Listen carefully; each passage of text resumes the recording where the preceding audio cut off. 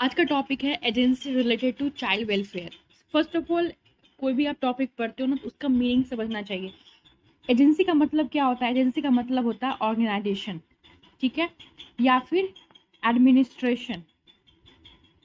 Means agency को organisation बोल सकते हैं, एजेंसी को एडमिनिस्ट्रेशन बोल सकते हैं। तो एजेंसी क्या होता है? एक ऑर्गेनाइजेशन होता है, एक एडमिनिस्ट्रेशन होता है, ठीक है। जो कि अब यहाँ पे हम बच्चों के बारे में पढ़ रहे हैं, तो ऐसी एजेंसी, ऐसा एडमिनिस्ट्रेशन जो बच्चों को वेलफेयर के लिए काम करे।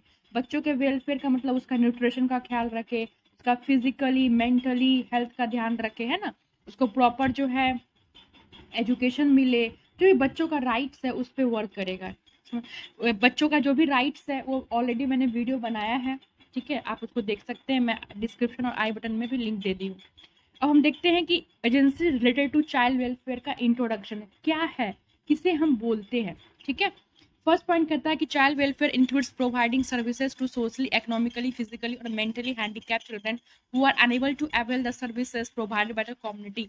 देखिए, इस पॉइंट को मैंने जो है चाइल्ड का जो राइट्स था उस वीडियो में मैंने एक्सप्लेन किया, बट फिर से चाइल्ड वेलफेयर में क्या क्या आता है। वेलफेयर कहने का मतलब क्या हुआ? चाहे वो सोशली, यानी बच्चा सोशली, इकोनॉमिकली भी और फिजिकली और मेंटली, या फिर अगर बच्चा हैंडीकैप्ट है, मान लीजिए बच्चा को हैंडीकैप इन द सेंस उसको दिखाई नहीं दे रहा, अगर दिखाई नहीं दे तो वो एजुकेशन कैसे कर पाएगा? नहीं ना, उसके लिए अलग से जो है एड्स आएंगे, जो जिसके द्वारा वो क्या कर सकता है, एजुकेशन ले सकता है।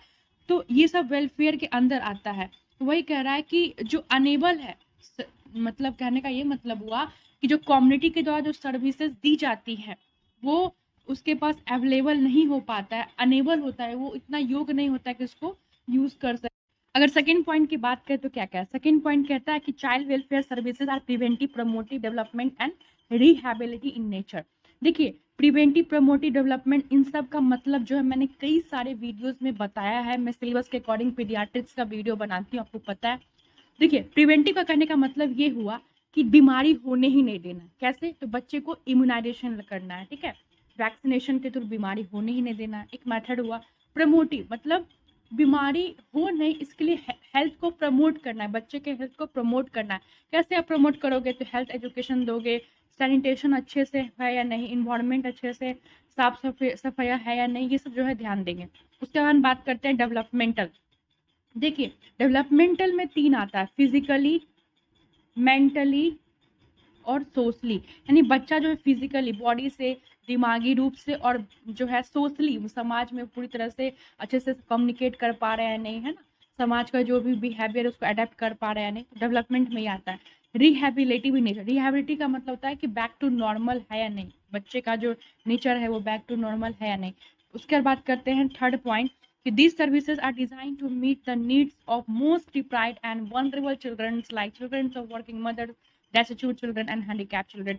ये जो वेलफेयर है, एजेंसी है, वो सर्विसेज देती हैं। जो सर्विसेज जो है डिजाइन किया गया, मतलब बनाया गया, प्लान किया गया है किसके लिए? तो वैसे बच्चों के लिए जो डिप्राइव है, पिछड़े जो बच्चे हैं, या फिर वनरेबल चिल्ड्रन है। वनरेबल चिल्ड्रन में कौन कौन आते हैं? जैसे जो माँ है वो वर्किंग मदर्स है, ठीक है, वो टेक केयर नहीं कर पाए अपने बच्चों को, वो आते हैं। डेस्टिट्यूट चिल्ड्रन है, डेस्टिट्यूट आप सभी जानते हैं।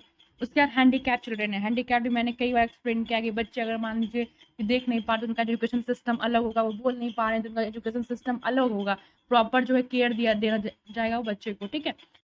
देखिए, अब हम बात करते हैं नेशनल एजेंसी की। अगर आप वीडियोस देखोगे तो आपको जो है मोस्टली दो तरह का मिलेगा, वॉलेंट्री एंड इनवॉलेंट्री एजेंसी, ठीक है।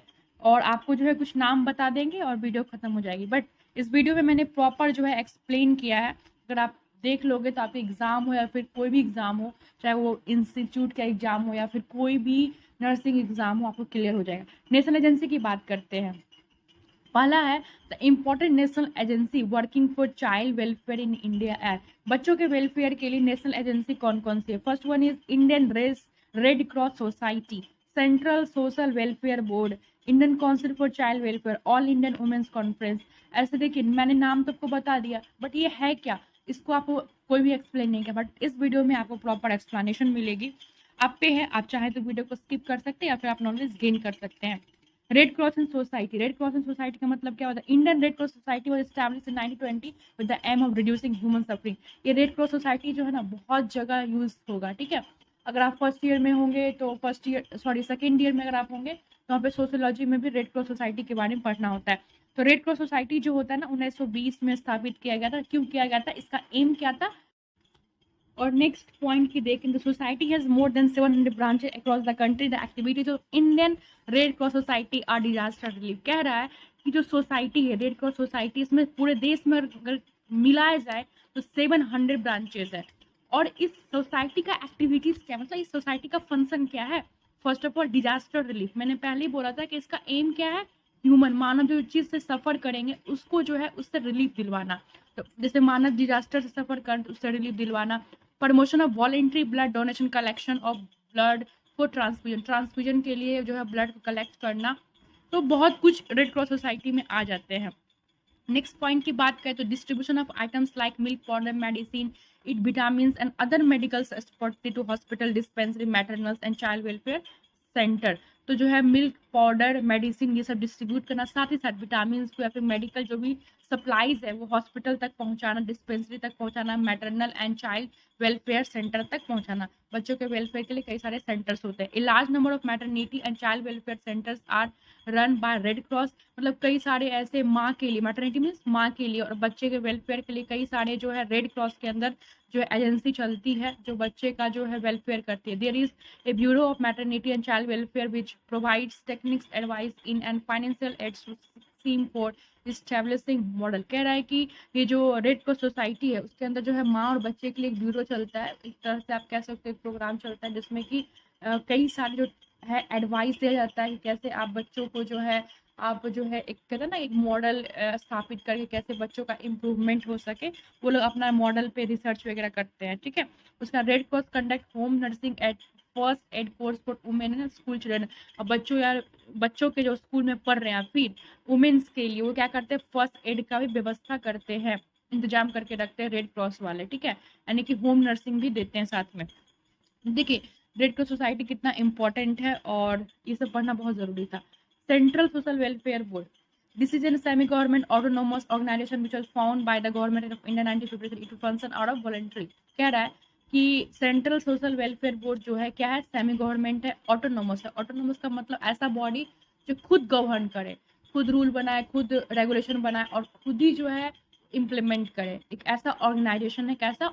हमने पहले ही बोला एजेंसी का मतलब ही होता है ऑर्गेनाइजेशन। ये क्या है? एक प्रकार का ऑर्गेनाइजेशन है, एक एजेंसी है, लेकिन कैसा? तो ऑटोनोमस, ठीक है। उसके बाद which are formed by the government of India 1953 में सरकार ने बनाई थी। और इसका फंक्शन क्या है? Serving the needs and importance of welfare. जो भी अगर आगे की एजेंसी को आपको पढ़ना है तो आप कमेंट सेक्शन में कमेंट करें, मैं फिर से डिटेल में पढ़ाऊंगी। मैंने 3 बुक का कंटेंट लिया है, मैं आपके लिए कड़ी मेहनत करती हूँ। प्लीज़ को सब्सक्राइब करें, वीडियो को सिर्फ देख